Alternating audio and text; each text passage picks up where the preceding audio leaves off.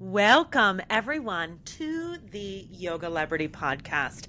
I am joined today by my co host, Justine Kennedy. My name is Angelica Govaert, and I am also known as Yogalebrity on social media. You can catch me on Instagram, TikTok, YouTube, and of course, here on this podcast. Every week, we endeavor to bring you topics that are important to the yoga community, specifically for yoga teachers.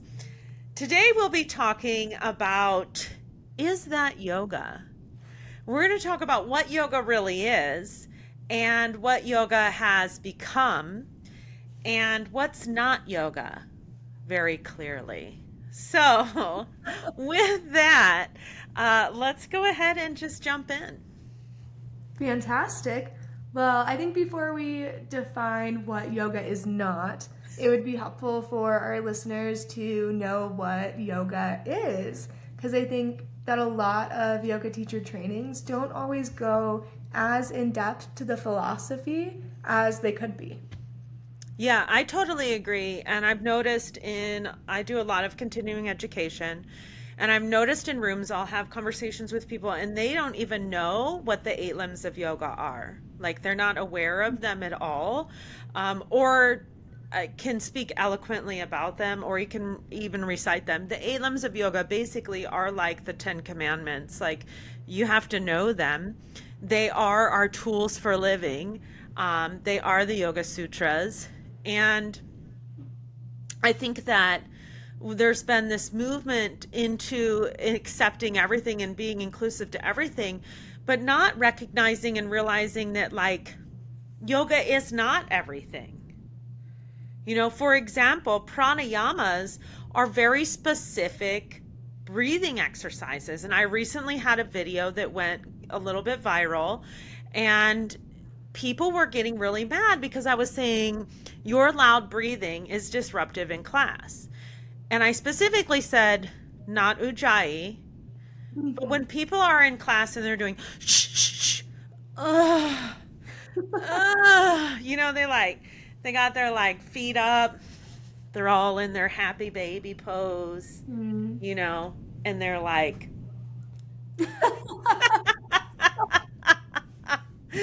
oh, oh, like the saxy sounds. Um, that's not pranayama. That's actually not yogic breathing. Mhm. So we'll go a little bit more into that as we get in later. But that post really is what inspired today's conversation for me, because I felt like a, most of the people were like, yeah, this is a funny video, whatever, and moved on, right? Because Mhm. that's what it was.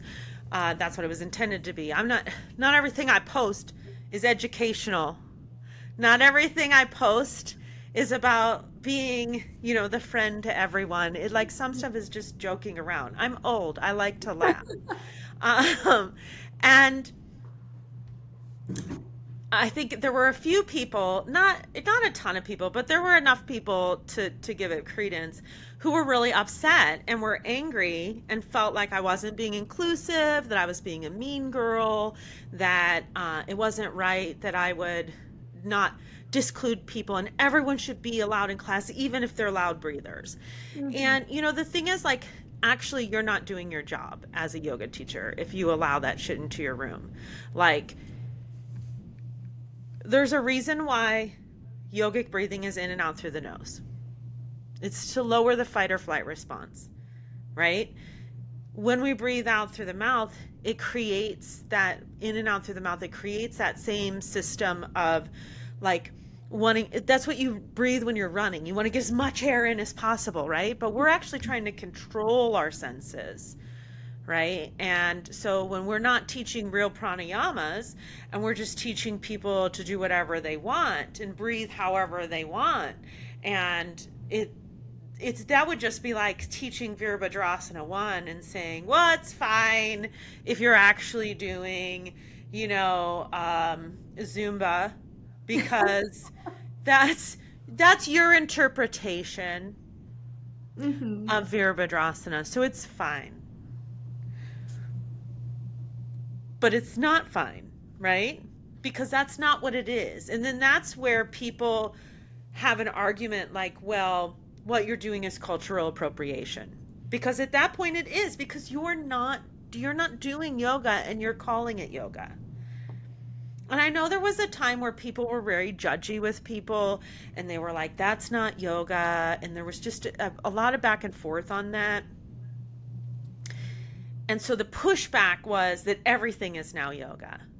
Mm. But that really isn't the answer. I think we've gone a little bit too far into like what is yoga and what isn't yoga, right? So let's just talk about what is yoga, right? So yoga is an 8-limbed system. It's the 8 limbs of Ashtanga yoga. And some of us know Ashtanga as also the system of yoga that Pattabhi Joy created. But Ashtanga means 8. So ashta means 8, anga means limb. So outside of Pattabhi Joy and what he created, many years, thousands of years before he was born, were the Yoga Sutras of Patanjali. And it's thought that the Yoga Sutras of Patanjali were spoken word that was written down by Patanjali students. Also, it could have been one man or it could have been many people. All right, but this is universally what we call the kind of yoga that we're practicing here in Western world. Now, there's also the yoga of the Bhagavad Gita, which is a totally different kind of yoga. But when we're talking asana yoga, that's not mentioned in the Bhagavad Gita at all. And that's not part of that. That's much more of a spiritual journey, right? So when we're talking yoga, we're probably talking the 8 limbs of yoga, which includes asana, which is the physical practice. So the first limb of yoga is the yamas, and these are the guides for us in moral conduct. They're ahimsa, satya, asatya, brahmacharya, and aparigraha. So ahimsa is nonviolence. That is always translated in all sacred texts to being vegetarianism, every single one. And there's a lot of pushback on that, but it's honestly like the first step. And the reason why it's the first step is because we don't want to put fear, pain, and suffering into our bodies. When we put the fear, pain, and suffering of animals into our bodies, what happens is that we actually get those hormones, those stress hormones into our body. They become a part of who we are on a physical level, not just a spiritual level. And then that causes us to have what we call chitta vrittis, right? Which are the modifications of the mind, which then stop us from being able to do all the other 8 limbs. And so that's why that has always been considered the first step. And for many Western people, this is very, very hard to accept. Many Westerners do not want to become vegetarians, and they are very, very much attached to meat and eating animals. And the Dharma Mitra, who's on that 908 posters, the poster of 908 yoga poses, he says, do not make a graveyard of your body. I love him so much. He's really amazing. But that is what he would say about eating animals. And, you know, the thing is, like, he's not wrong. There's a really great book called World Peace Diet, and I had to read it in my 300 hour. And it's about the attachment that we have to eating meat and socially, culturally, why we have that attachment. From a physiological standpoint, our intestines are actually made of those of herbivores. So our intestines are made in order to pull out from fruits and vegetables. Interesting. Yeah, so physiologically we're hunter gatherers, like, you know, like hunters. We wouldn't be hunters, just gatherers. Physiologically, we have developed to be best at digesting fruits and vegetables from a physical standpoint. From an emotional and spiritual standpoint, you know, everything around us can be part of creating violence in our body, right? So it could be eating meat, but it could also be watching violent films. It Mm-hmm. could be also like being overexposed to certain things like um, social media, some of the social medias are worse than others, but you can really get their echo chambers, and they get you drawn into their goal is to get you on the app more time on the app. And Mm-hmm. so if it's violence that drives you there, then they're going to, division and violence is what they know keeps people on the app longer. So they're going to keep us on there with that. And that causes more chitta vrittis. That causes, a disassociation from ahimsa. So that's the first one. And obviously, I don't think anyone is perfect at any of these. I don't think I'm perfect at any of them. And I think that one of the things that we do as humans is that we say if we're not perfect, then we can't do it. If I'm Mm-hmm. not 100%, if I can't do all the yoga things, then I'm not really a yogi. That's bullshit. Like, this is a journey. You're doing some things good today, and tomorrow you might do some things good, and the next day you might do some things bad. Like, that's Mm-hmm. like just part of it, and then you get into deep into the Yoga Sutras and say, well, there is no good, there is no bad, there just is. Yeah. Right? Yeah. Yeah. And I think it's important to say too that when we're having this conversation of like, is it yoga? There are definitely going to be people who are going to listen and be like, oh, are they judging other people right now? And I just want to put out there like, we're two friends, two coworkers having a discussion about things that are really important to us. And whatever we say here is not a personal attack at anyone. Like, I eat meat and I'm here agreeing, like, yeah, ahimsa, shouldn't eat meat. And it's exactly what you're saying. No one's perfect. We're all on this journey together. And we want you all to be a part of the discussion too and tell us what you think is and is not yoga and what yoga means to you and your journey and your understanding of the philosophy. I've been a vegetarian since I was 11. I certainly don't judge anybody who isn't a vegetarian. There are other barriers for me that create yoga chitta vritti nirodha. Mm-hmm. Like there are other barriers. That one isn't mine, but there are other things that cause issues for me. So we each have our own karma saya, which is the vessel that our karmas are in as we go through the different lifetimes. According to yoga philosophy, this is in the Yoga Sutras. And every time we go through an incarnation, we create more karmas, and these karmas go into the karma saya. And then the karma saya, they're pulled out of the karma saya in different lifetimes so that you can live your karmas. And so we all have a different one that we're living in. And so that's why it's not helpful to have conversations like, I mean, I agree with you. It's not helpful to say like, well, you're judging me. We're just having a conversation and you have to judge you, which is one of the other limbs, or it's one of the other parts of, it's part of the niyamas. Okay, so the next one is truthfulness, satya, which is pretty self-explanatory, I think, being truthful. But then there's those parts that are like, well, are you truthful if it could hurt? Right? Because then it's conflicting. Like if you're not practicing ahimsa in your truth, so what really needs to be said and what doesn't, only you can really decide that. There's another thing that the Yoga Sutras says in the Sri Swami Satyananda interpretation, and we will put the link to all the books we talked about today, the Yoga Sutras. We're going to talk about a couple other books, but we'll put the links in the show notes so you can look and see like what the books that we've talked about and grab them for your own. But he says that do not put down something that other people hold sacred, because then you're causing violence on that person. And I always think that's really fascinating because people do get very polarized. People do get very like, this is the thing that I'm about, you Mm. know?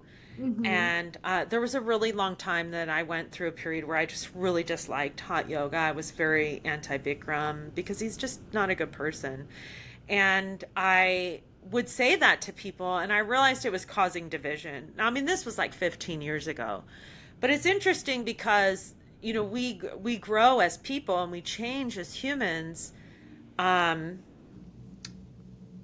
but we don't give that grace to people. Like when you see, like, you'll have people that get canceled forever because of a tweet they made 20 years ago. Like it doesn't make a whole lot of sense to me.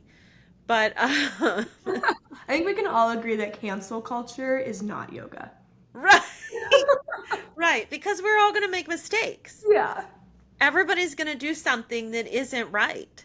Mhm. Everybody's going to do something that's anti-yoga at some point. We're humans. It's part of the evolution. Okay, so next is asataya, non-stealing, but this is not just stealing things. It's also not stealing time. It's like being mindful of other people's time. Brahmacharya. So brahmacharya, I made a joke at my retreat that I was like, well, are going to be practicing. We are all going to be practicing brahmacharya during this retreat. And people were like, what? And that's when I realized, because my retreats are just yoga teachers come to Mhm. them. It's not yoga practitioners. It's just yoga teachers that come. So, um, that's when I realized, like, ooh, Houston, we have a problem. Because if if people don't know the beginning of the yamas and you're teaching, that's an issue. Like y'all need to crack open your light on yoga and get up in there in the first introduction, the introduction, and start looking at the 8 limbs of yoga because it's in there. Um, or just read the Yoga Sutras book 2, talks about the 8 limbs of yoga. But brahmacharya is celibacy. So it makes a lot of sense, right? Because if you're like crazy and hormone love and all over the place, I love him this week and next week I hate him. I know because I've been there. And that will give you chitta vritti nirodha, right? So the path of the yogi is not meant to be an easy path. That's another thing that like modern people are all like, oh, it should be simple and easy and soft and loving. It's actually supposed to be a very difficult path that requires sacrifice, and it requires paying attention and focus, you know? And I think that people miss that.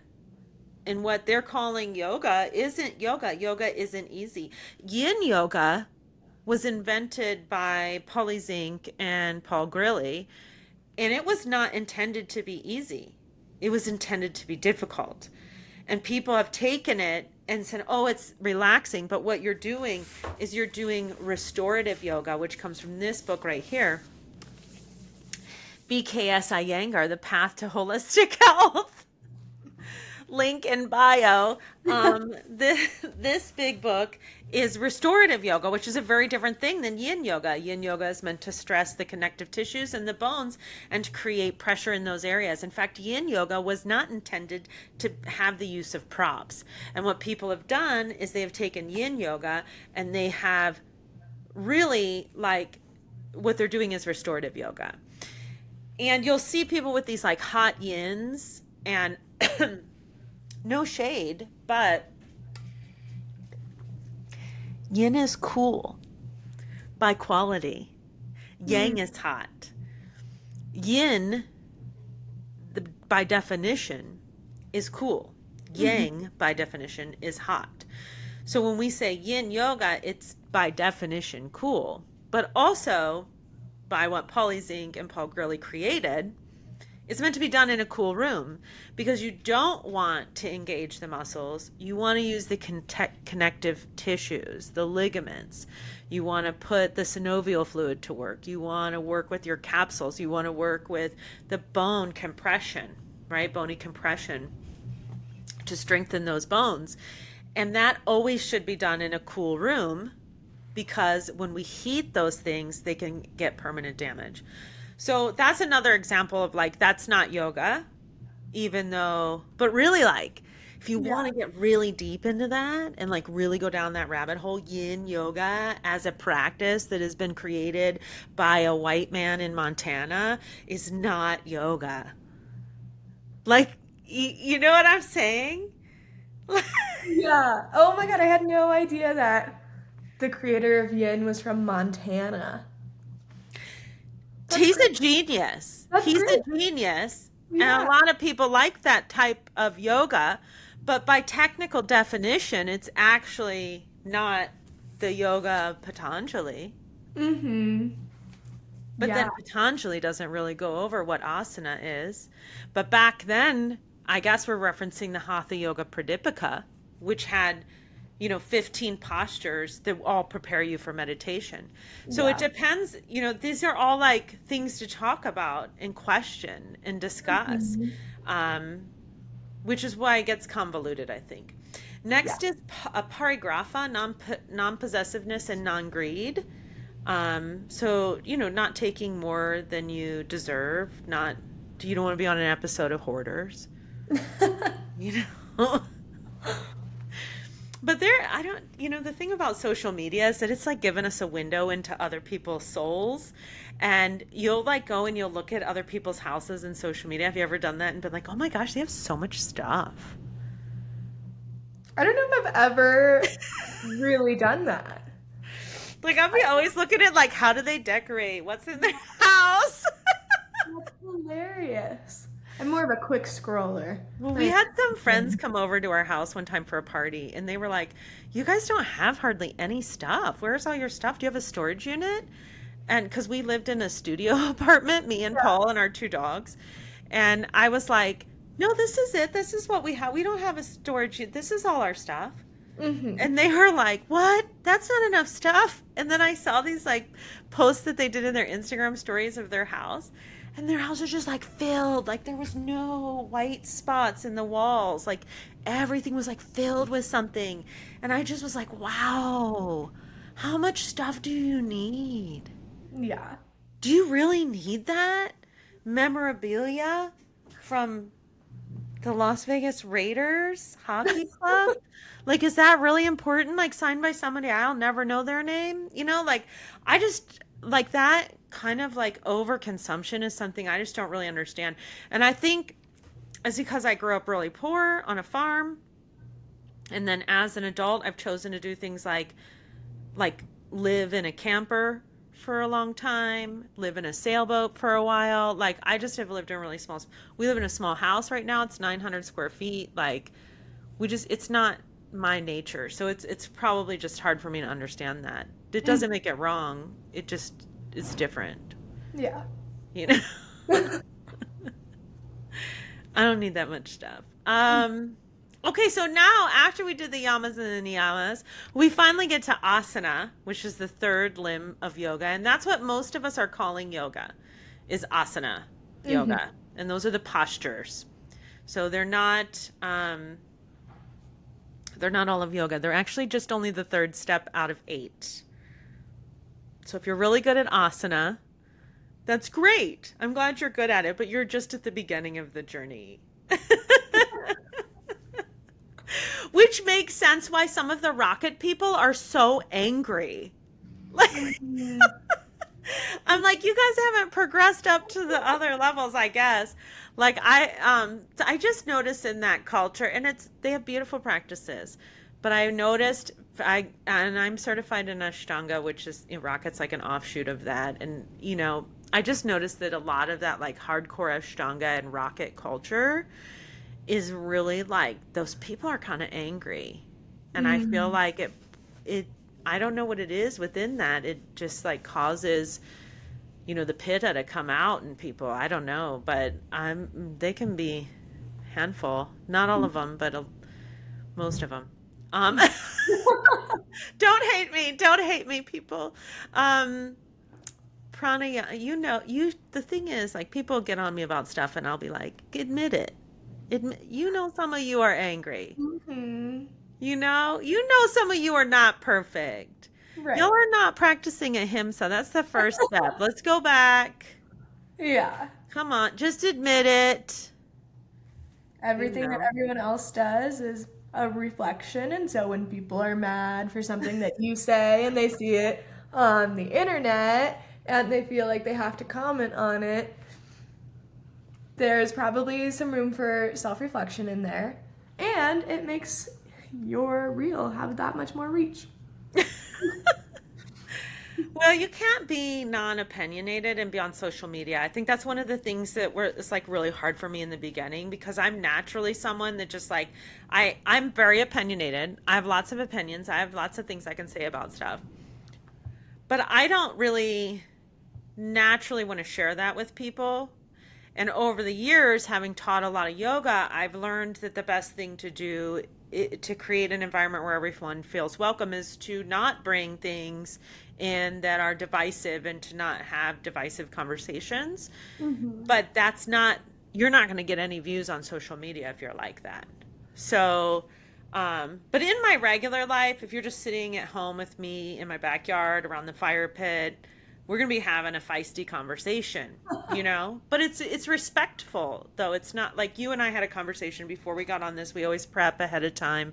We'll meet ahead of time and we'll talk about what we're going to talk about. And so we did talk about vegetarianism before, and I think that we had a conversation that wasn't disrespectful to either people, Mm-hmm. you know, but that you know conveys what we feel about it, and I think that that's something that's an art that's really been lost in our culture. Mm-hmm. We're not having conversations anymore. We're just screaming at each other. Yeah. Yeah, Facebook is really bad at that. um okay, next is pranayama, which is breath control. So that comes back to the conversation I was having earlier. There are very specific pranayamas, and they are in this book, Light on Yoga by BKS Iyengar. There's actually a really good book by one of his students on pranayama as well, but he goes through the pranayamas. And so he talks about inhalation, puraka, exhalation, richaka, right? So when deep, steady, and long breathing cannot be maintained rhythmically, stop. Do not proceed further. The rhythm should be gauged from the nasal sound produced in inhalation,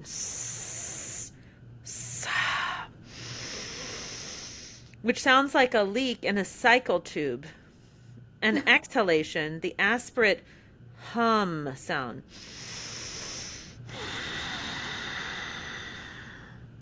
If the volume of the sound is reduced, stop. So, this is one that no one ever talks about, and I talk about this a lot in my classes. Try to achieve an even ratio in inhalation, puraka, and exhalation, richaka.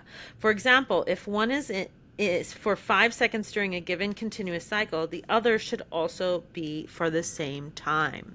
So when we inhale, we're like 5, 4, 3, 2, 1. Exhale, 5, 4, 3, 2, 1, right?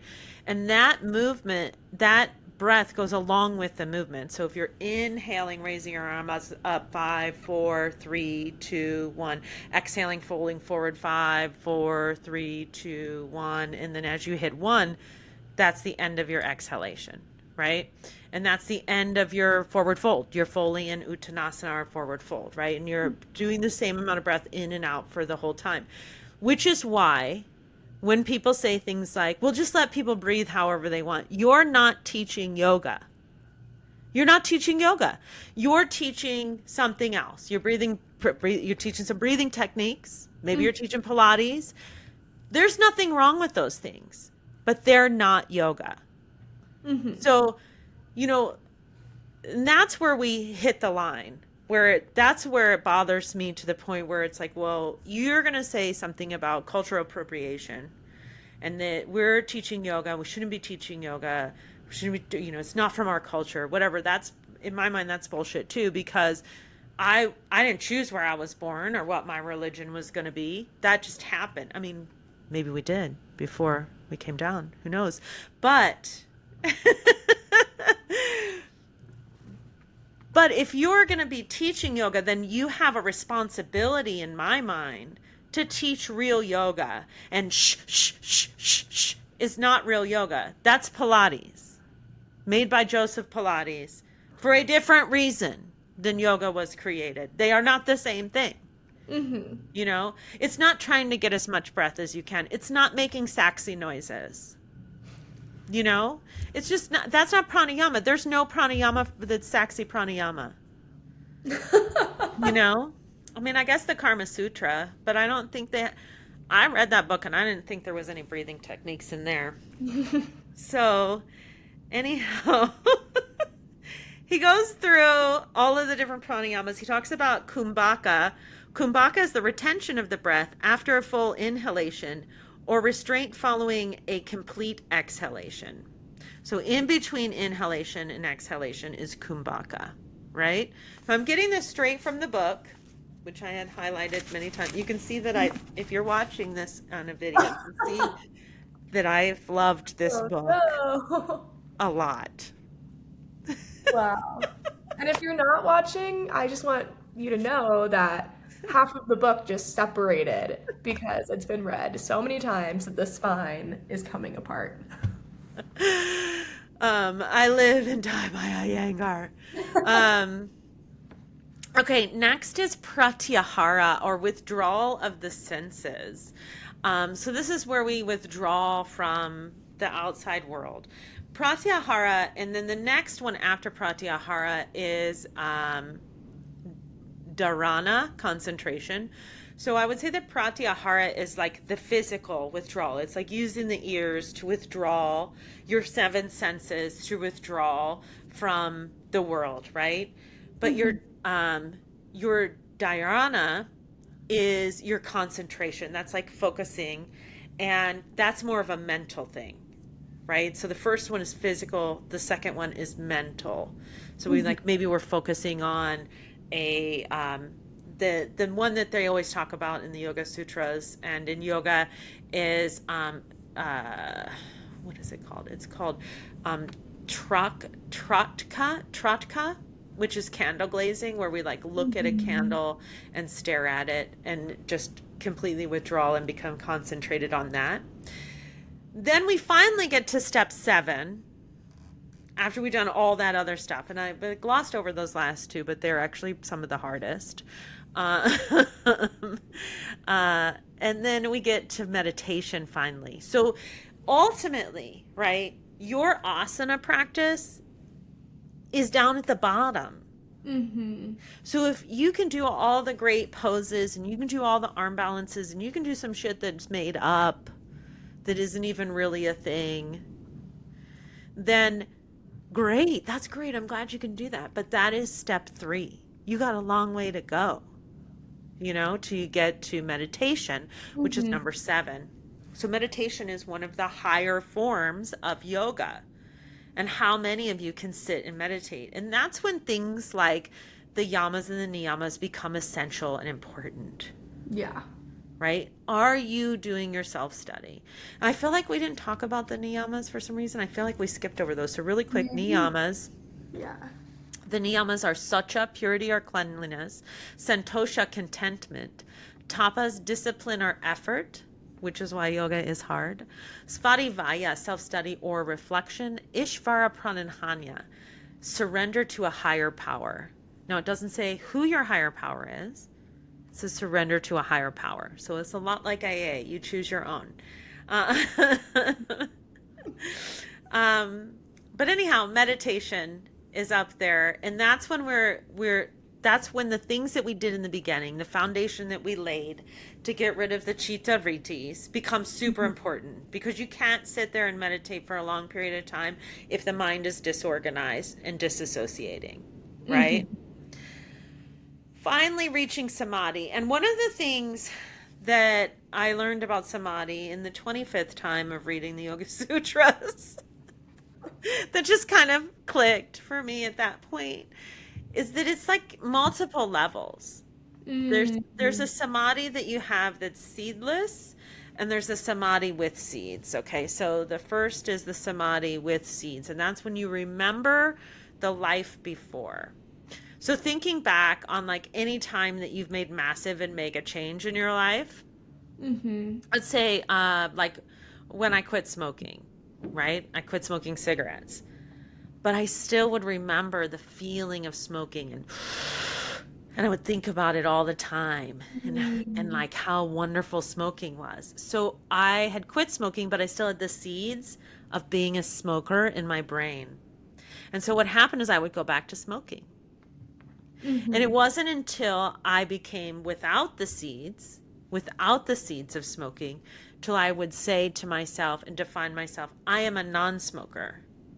Mm-hmm. That's when I quit smoking, right? And so that's like a good example of what with seed and without seed samadhi is. So you have maybe levels of samadhi, but you still remember what it was like before, and so you can still slide back into the old self and away from self-realization and Mm-hmm. self-actualization. But if you forget, if those seeds go away and now you define yourself as this new level of samadhi, now you've reached a higher level. So I Mm-hmm. used to think when I first started doing yoga, like nobody could get to samadhi, like you would have to be the Buddha. But that's actually not the case. Like samadhi has different levels. Mm-hmm. Yeah. So that is the eight limbs of yoga.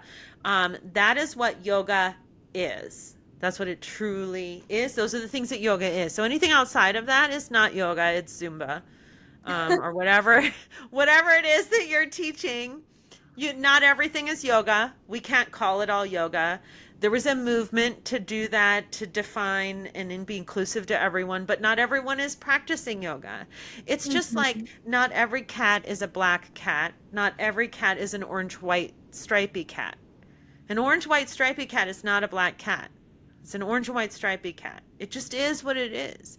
So it's either yoga or it's not yoga. It's not bad. Both cats are awesome. I want to snuggle both of those cats. I want to snuggle them all night long. I love them. But they're not both black cats and they're not both orange and white stripy cats. Mm-hmm. There's nothing wrong with doing Pilates. Pilates is awesome, but it's not yoga.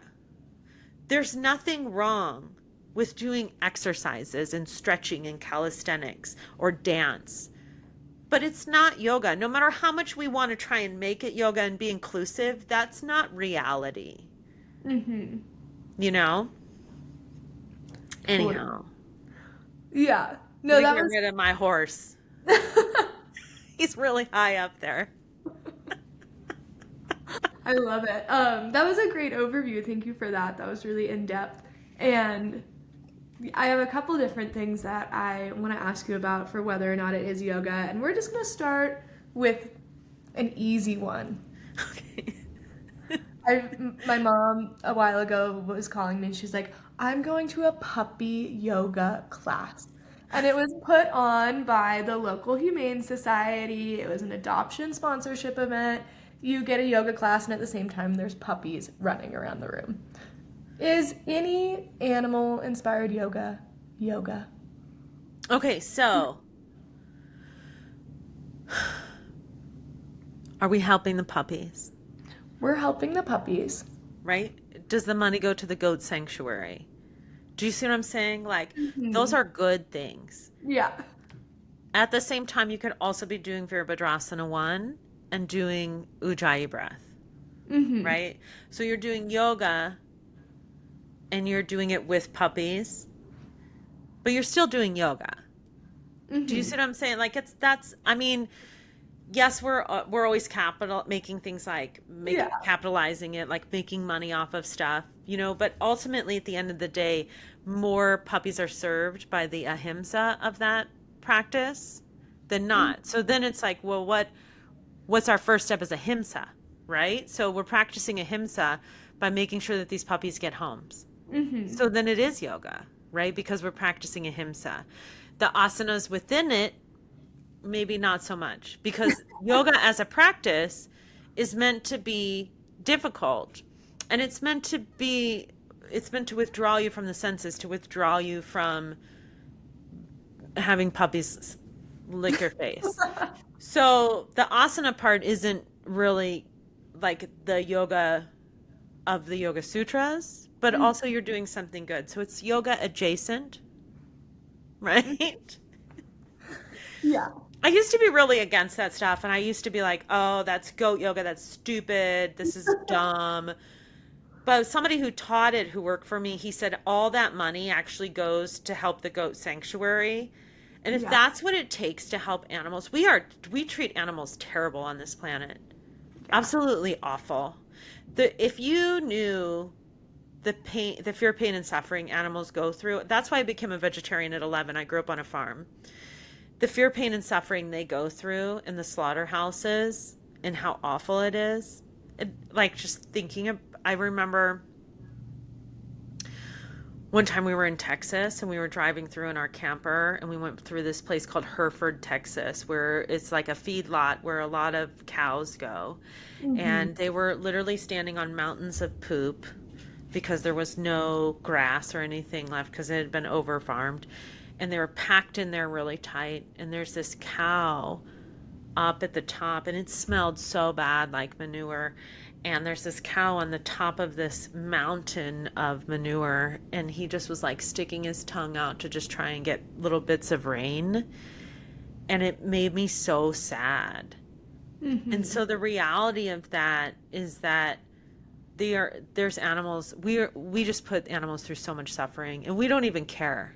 Mm-hmm. And the thing is, like you and I, we might be aware of that. We want to defer that suffering. We don't want it to be as intense, whatever. You know, like you might say, like, oh, I get ethical meat, whatever. Me and my friends, we go in together and we all buy one pig and slaughter it, whatever, you know. But we just like windmills, okay, like windmills where wind power kill thousands of birds.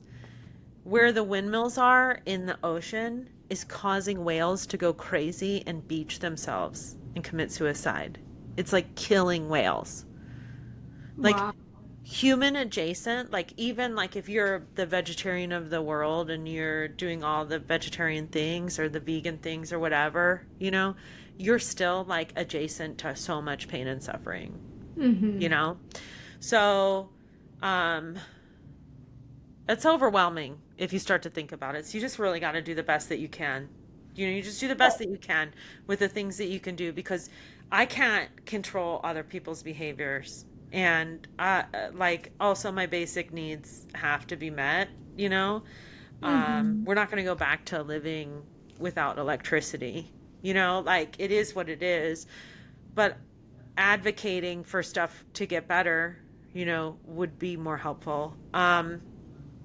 Anyhow, puppy yoga.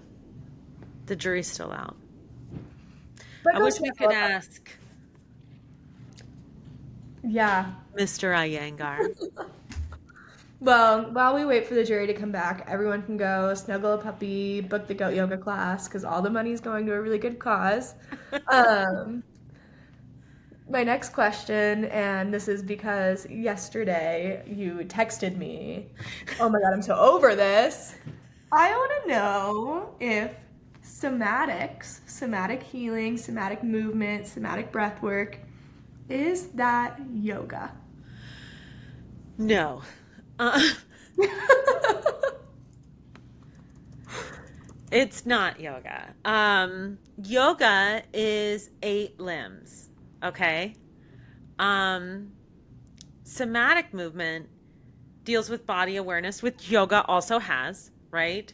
But it's gentle, intentional movements, which yoga isn't always. Um, Repatterning movement habits, that is not yoga. Yoga is the same movements over and over again that were created many years ago. Mind body integration is part of somatic movement, and that is part of yogic movement too. But also, yoga says that the mind and the body is not the person. Okay, Hmm. so we are the observer of the mind and the body.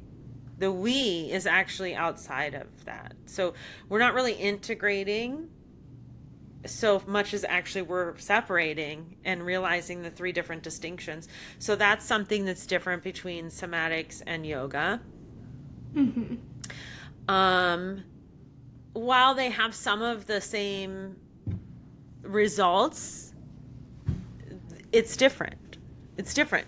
So, can you practice somatics? Absolutely. Should you call it yoga? No, because Mm-hmm. it's not yoga, it's somatics. That's Mm-hmm. okay. There's nothing wrong with that, but it's not yoga. So, the person that posted on my video, that commented on my video that inspired this, thank you. Because they were like, well, I suggest somatic movement in my classes and somatic breathing and but great, but you're not teaching yoga Mm-hmm. because yoga is specific pranayamas. It's okay. There's nothing wrong with it. There's nothing wrong with somatics. There's nothing wrong with somatic movement. There's nothing wrong with somatic breathing. It's wonderful. It's amazing. It has a great place. It's not for everybody, but Mm-hmm. it's also not yoga, right? So that's okay. It doesn't have to be. You Mm-hmm. know, I have a golden retriever, but he's never going to be a corgi. They have similar personalities, but he is a lot bigger than a corgi. You know, Yeah. are they both snuggly? They Yeah. are. Do 100%. we like them both? Yes, we do. But they're different. Mm-hmm. And Anyhow. I think that people can have experiences that they would define as somatic in yoga classes. Like the average person going to take a class may feel really similarly in their somatic movement class as they do in a yoga class because there is clearing and healing that's happening as we do both of those practices. But they have different backgrounds, different lineages, different ways of expressing and um, connecting to, yeah, each individual's lives as well. Yeah. Yeah. Very good. I agree. Yeah. Next. All right. I thought we were going to talk about that for longer. We don't really have a whole lot of time left today. I know.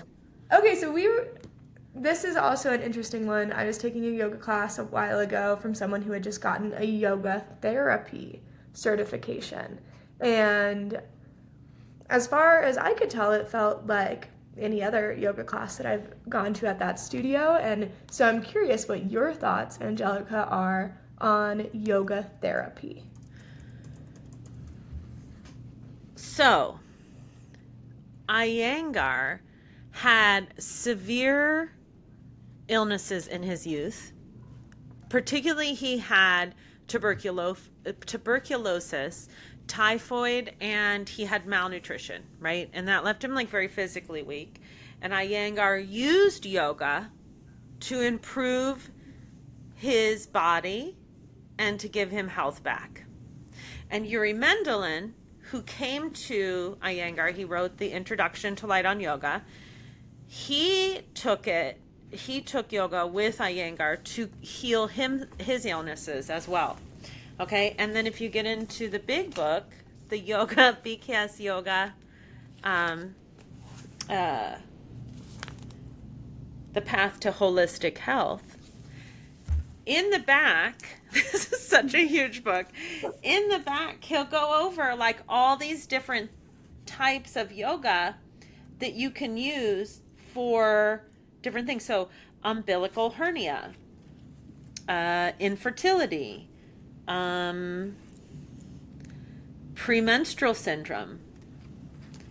I love that Iyengar did stuff. Bulimia, insomnia. Mm.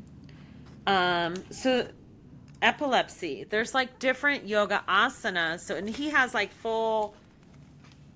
If you're watching this on YouTube or you're watching on Spotify, it's on video and you can see what we're putting up. But he has full sequences for different physical ailments. So yoga therapy is a yes because it was more than just your lifetime. I think that's really like like, did this happen before you were born? Mm. That's a good indicator of whether or not it's yoga. Mm. And I think there's people that are like, well, we need to redefine yoga, blah, blah, blah. No, we don't, in my opinion, because then it's not yoga.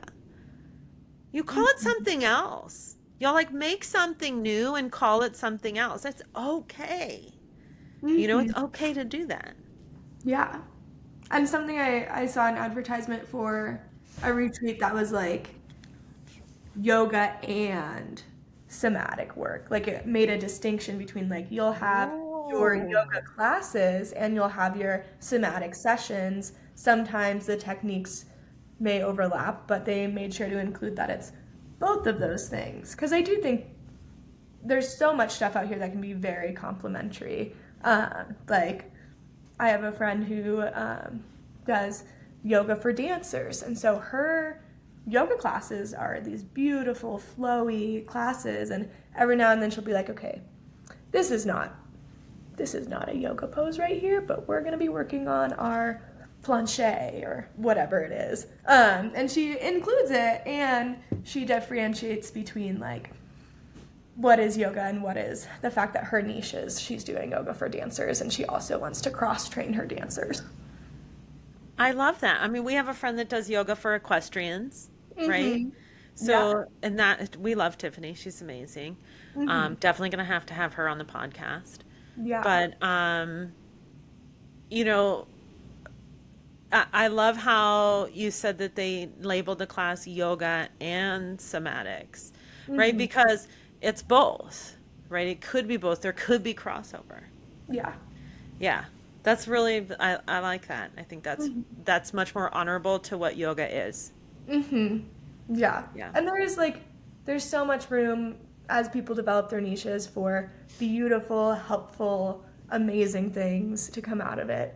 Um, and before we run out of time, I want to get your opinion on social media yoga because you are so good at understanding the social media world. You have this whole background of ups and downs with it. And when I'm scrolling, as I do every day, and I see these beautiful videos on a beach somewhere, probably exotic and not close to where I am, and I see one body type, and there's nothing wrong with having that body type, but that's what comes up on my feed, and it's crazy, contortiony, acrobatic things that gets shared, liked, and is kind of upheld as what social media yoga should look like. Is that yoga? First of all, you know why that comes up in your feed? Because I keep watching it. Yes. Yeah, because my feed comes up with different things because I've trained my feed and my algorithm to know what my ideal client is. And so it Mm-hmm. shows me that so that I interact with my ideal client who Mm-hmm. is not that person. That could be that person. I definitely have people in my empowered yoga teacher course that are that person, Mm-hmm. for sure. Like I will work with anybody who wants to further Mm-hmm. yoga and change the landscape of yoga and social media. I think there's something that's really important we all need to understand is that what we are doing now is creating what social media and yoga will be in 100 years, in 200 years. Social media is new. And so what we are doing is creating that landscape. And I really believe that my mission is to create a place that is inclusive for as many people as possible and to also share real yoga, true yoga, what yoga was meant to be and the history of yoga. Because a lot of people don't even know Light on Yoga or BKS Iyengar. They don't know who Patabi Joy is. They don't know who Krishnamacharya is. They don't know what's in the Bhagavad Gita. They don't know the story of Arjuna, and so I think it's important to share those things on social media and to become a part of that. And if that's something that calls to you, we definitely invite you to come to our masterclass, the Yoga Teacher's Blueprint, Building Your Online Yoga Empire. We'll drop the link below. Or join my Empowered Yoga Teachers course, which is an 8-week journey into building um, your empire, learning how to build landing pages and email automations and creating an online yoga platform for yourself and learning how to do that. So when I first encountered Insta Yoga, hashtag Insta Yoga, I was like, this is bullshit, right? Like, this is not yoga. And I was very anti it. And I will tell you that the people that I know who primarily teach in person Not everybody. There's no absolutes, but a lot of people who teach primarily in person, they don't ever teach online. They hate online. They don't think it's real yoga. They don't think it's legit. Mm-hmm. But now that I teach now that I teach online primarily, my concept of that has really changed. I also see that they're very different cultures.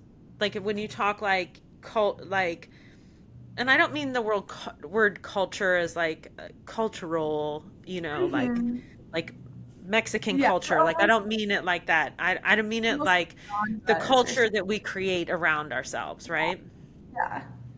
Yeah. So, um, on teaching online, the culture of that is very different than the culture of teaching in person. Mm-hmm. But they're both really important because online I can reach a lot more people. Online, I'm reaching people who never would have come out of their shell, who Mm-hmm. never would have come to a teacher training. I know I've worked with hundreds of women now in my online yoga teacher training, and so many of them have said that they would not have gone in person.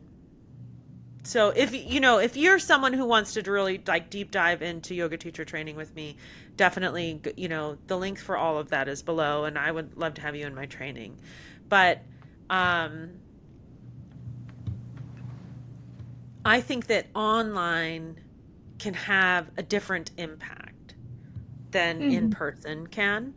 And so I think there's room for both. I think that there's a lot of crap on Instagram and on TikTok and on YouTube. There's a lot of stuff that's really just bad. But that's also the beautiful thing about that. Because if you want to teach yoga the way it was before the social media, if you wanted to teach yoga, you would have to be known by somebody to get in to teach at workshops and to teach at festivals. Like, it's not something you could just do. Like, you would Mm-hmm. have to get permission or get on somebody's good side or get people to like you or somehow get into the inner circles to get into those things. But there's an opportunity now for anyone who has a phone and a little tiny microphone and a tripod to create content and to give themselves a full-time career Mm-hmm. teaching online, which is what my empowered course is all about, which is what the Yoga Teachers Blueprint Masterclass is all about. Mm-hmm. So that wasn't available to me when I first started teaching yoga. That wasn't an option, right? So I think now there's more there's more opportunity than ever before. But if you're listening to this and you think that the yoga that's being taught on social media doesn't represent what yoga really is, then I encourage you to create your own yoga platform and to start sharing what you think it is. And if you want help with that, then come to my masterclass and Mm-hmm. join my empowered yoga teachers course. If you don't want to help with that, run with it, do it. I got help from somebody. I got help from multiple somebodies. But if you know what you want to do, just do it. Because it's all really valid. And if you don't see something that you like, be the change that you wish to see, as in the words of Mr. Gandhi. Okay? So, anyhow, that's how I feel about that. Great. I think that was a really good answer. Yeah. Oh, social media. It's great. I love it. I really do. Every day I'm like, oh, I hate Except for social today. Every day media. except for today. We're filming this on election day. So Yeah. this is the day we're just staying off of Yeah. there. My phone was off until I had to turn it on for this. And it'll go off right afterwards. Blowing up with the text Yeah. messages. And But if by the you're, time y'all watch this, that will be done. That'll be over. We'll yeah, know. Maybe we won't know. Gosh, I don't know what's going to happen. Ugh. yeah. But if you are curious what we think about yoga and politics and you haven't watched last week's episode, we totally got off topic and onto yoga and politics. We didn't even want to talk about that. We didn't even want to, and it just happened. Hmm. Yeah, because it was going to air on election day. It was in the subconscious. Awesome. Well, those are all the questions I have for you. Do you have anything you want to say to wrap this podcast up? No, I mean, really, like, I'm all like, no, but here I'm about to talk. I think is ultimately like, is it yoga is an internal question that's defined by each individual, you Mm, know? And I think that is true of everything in life. You have to make the decisions for yourself. If you don't like my definitions, make your own definitions. If mm-hmm, you want to do something differently, do something differently. You get this life. This is your choice to mm-hmm. live life the way you would like it to be lived. You don't get to live my life. You don't get to choose for me, but I don't get to choose for you either. So choose for you. Whatever you do, choose Mm-hmm. the life that works best for you. Amazing. Thank you so much, Angelica. Thank you, Justine. And all of you, definitely, leave us a review on the Spotify or Apple. We would love to get your reviews as long as they're 5 stars. If they're less than 5 stars, you could go review somebody else. Um, We don't want it. we don't want fours and threes and twos and ones, only fives. It's something that's really interesting though is like the reason why I never give less than a 5 star review on anything is because I owned a business. I owned yoga studios for a long time. And something that people don't know is that it actually affects your rank as a business, whether or not you get ranked in search, your star Wow. ratings on things. So like your Yelp star rating affects if you show up on Apple Maps, which is Mm, crazy, right? And when if you just dislike one person, like say you go to a restaurant, you're mad at one person, so you give them a bad review, you're now affecting the lives of every single person that works at that restaurant. mm-hmm. And that's like not in alignment with ahimsa. Not at It's all. also not in alignment with truthfulness. It's also not in alignment with contentment. It's also not in alignment with greed, non greed, aparigraha, non stealing, asateya. So what I'm hearing is Yelp is not yoga. No. Get this big water. Anyhow, that's it. We're not talking about anything important anymore. We love you. Thank you for watching the show. If you would like to join our masterclass, definitely check out the link below if you want to build an online empire and create and define what social media yoga is. All right. Thank you, everyone. We'll see you next week. Bye.